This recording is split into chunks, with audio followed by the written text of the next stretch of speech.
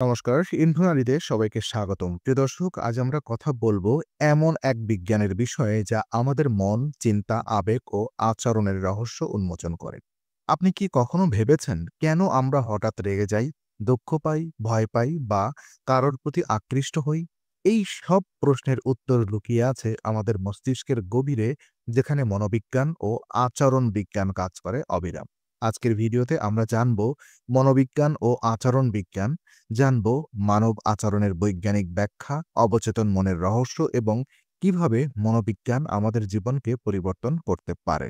তাই ভিডিওটি শেষ পর্যন্ত দেখুন, কারণ শেষের দিকে আমরা এমন কিছু মনস্তাত্ত্বিক তথ্য শেয়ার করব যা আপনার নিজের জীবন দেখার দৃষ্টিভঙ্গি পাল্টে দিতে পারে। তো মনোবিজ্ঞানের জন্ম এবং গুরুত্ব।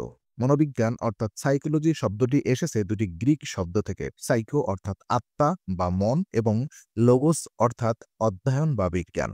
এই শাস্ত্রের উদ্দেশ্য হল মানুষের চিন্তা, অনুভূতি ও আচরণের বৈজ্ঞানিক বিশ্লেষণ। মনোবিজ্ঞানের আনুষ্ঠানিক জন্ম ঘটে 1879 সালে, যখন উইল অ্যান্ডার্ট জার্মানিতে প্রথম মনোবিজ্ঞানের ল্যাবরেটরি স্থাপন করেন। তার আগে মন ও আত্মাকে শুধু দার্শনিক দৃষ্টিকোণ থেকে দেখা হতো, কিন্তু অন্ডার্ট মনকে বিজ্ঞান হিসেবে বিশ্লেষণ করতে চাইলেন। আজকের দিনে মনোবিজ্ঞান শুধু চিকিৎসা বা মানসিক সমস্যা নয়, বরং শিক্ষা, ব্যবসা, রাজনীতি, অপরাধ বিশ্লেষণ, এমনকি সামাজিক মিডিয়াতেও গুরুত্বপূর্ণ ভূমিকা রাখে। উদাহরণস্বরূপ, একজন মার্কেটার ব্যবহারকারীর আচরণ বিশ্লেষণ করে কোন পণ্য মানুষ কিনবে তা অনুমান করতে পারেন। অপরদিকে একজন মনোবিজ্ঞানী বুঝতে পারেন কেন কোনো ব্যক্তি হতাশায় ভুগছেন বা কেন কেউ বারবার একই ভুল করেন।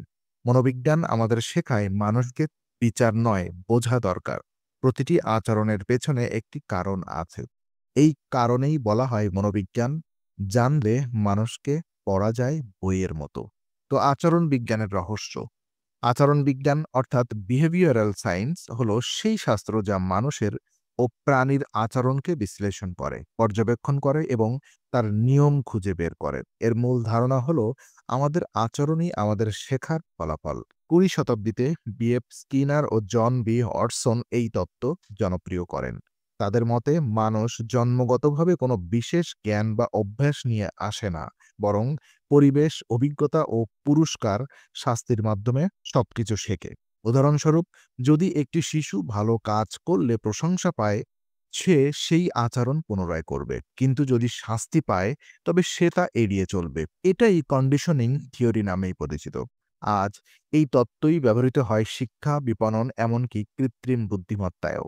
মানুষ কিভাবে সিদ্ধান্ত নেয়, কিভাবে প্রতিক্রিয়া জানায়, সেটাই আচরণ বিজ্ঞানের মূল গবেষণার বিষয়। আচরণ বিজ্ঞান শেখায় যে পরিবর্তন সম্ভব, কিন্তু তার জন্য নিজের অভ্যাস ও প্রতিক্রিয়া বোঝা জরুরি।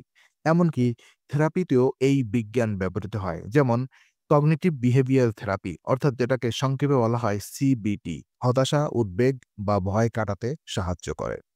অবচেতন মন অর্থাৎ অদৃশ্য নিয়ন্ত্রণ। আমরা ভাবি আমরা সচেতনভাবে সব সিদ্ধান্ত নেই, কিন্তু বাস্তবে আমাদের জীবনের 90% কাজ অবচেতন মন নিয়ন্ত্রণ করে। অবচেতন মনের ধারণা দেয় সিগমার্ট ফ্রেড, মনোবিজ্ঞানের ইতিহাসে এক কিংবদন্তির নাম। তিনি বলেন, মানুষের আচরণের মূল উদ্দেশ্য তার দমন করা আবেগ, ভয় বা ইচ্ছা যা অবচেতন মনে লুকিয়ে থাকে। উদাহরণস্বরূপ, আপনি হয়তো কোনো নির্দিষ্ট গন্ধে হঠাৎ শৈশবের স্মৃতি মনে পড়ে যায়, অথবা কোনো মানুষকে কারণ ছাড়াই অপছন্দ করেন। এই সবই অবচেতন মনে জমে থাকা অভিজ্ঞতার প্রতিফলন। ফ্রেড এর মতে অবচেতন মন আমাদের স্বপ্ন, অভ্যাস, এমনকি ভুল সিদ্ধান্তের মধ্যেও সক্রিয় থাকে। আজকের নিউরোসায়েন্স বলছে মস্তিষ্কের অবচেতন অংশ আমাদের আবেগ ও আচরণের অনেকটাই নিয়ন্ত্রণ করে।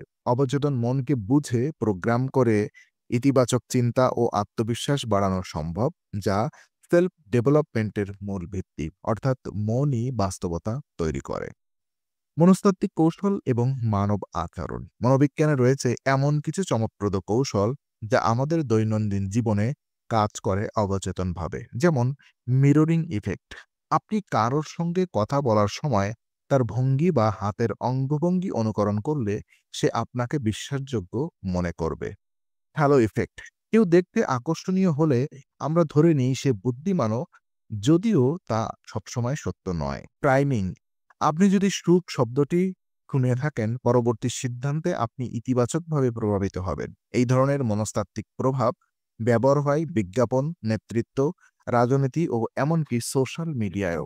একটি ভিডিওর প্রথম ৫ সেকেন্ডে কি দেখানো হবে তা আপনার মনোযোগ টেনে রাখার মূল চাবিকাঠি। অর্থাৎ মানুষকে প্রভাবিত করা মানে তার চিন্তাকে বোঝা। মনোবিজ্ঞান ও আচরণ বিজ্ঞান একত্রে আমাদের শেখায় মানুষের মন জটিল কিন্তু বিশ্বাসযোগ্য। তো বাস্তব জীবনে মনোবিজ্ঞান এবং আচরণ বিজ্ঞান কি, কিভাবে কাজ করে? আজকের যুগে এই দুটি বিজ্ঞান শুধু গবেষণা নয়, বাস্তব জীবনের সিদ্ধান্তেও ব্যবহৃত হয়। যেমন শিক্ষাক্ষেত্রে শিক্ষার্থীদের শেখার ধরন অনুযায়ী কন্টেন্ট তৈরি করা হচ্ছে, যাতে মস্তিষ্কের মনোযোগ ধরে রাখা যায়। ব্যবসা বা মার্কেটিং, গ্রাহকের আচরণ বিশ্লেষণ করে প্রোডাক্ট সাজানো হচ্ছে। যেমন কেনার সময় লিমিটেড অফার দেখলে আমরা দ্রুত সিদ্ধান্ত নেই। আর সম্পর্কে মনোবিজ্ঞান শেখায় কিভাবে সহানুভূতি, যোগাযোগ ও আত্মনিয়ন্ত্রণ সম্পর্ককে মজবুত করে। ব্যক্তিগত উন্নয়ন, সিবিটি, মাইন্ডফুলনেস ও ইমোশন ইন্টেলিজেন্স আমাদের আত্মনিয়ন্ত্রণ বাড়িয়ে মানসিক প্রশান্তি আনে। অর্থাৎ মনোবিজ্ঞান শুধু মানসিক সমস্যা নয়, জীবন দক্ষতারও বিজ্ঞান।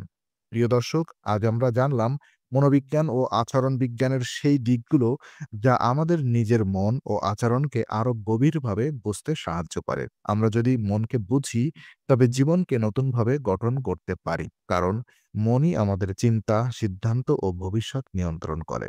আপনার কি মনে হয়, মানুষের আচরণ পরিবর্তন করা সম্ভব, নাকি মনই নিয়তি নির্ধারণ করে? নিচে কমেন্টে জানাতে ভুলবেন না। আর যদি এমনই বিজ্ঞান ও মনস্তত্ত্বের অজানা তথ্য জানতে চান, তবে অবশ্যই ইনফোনারিতে সাবস্ক্রাইব করুন।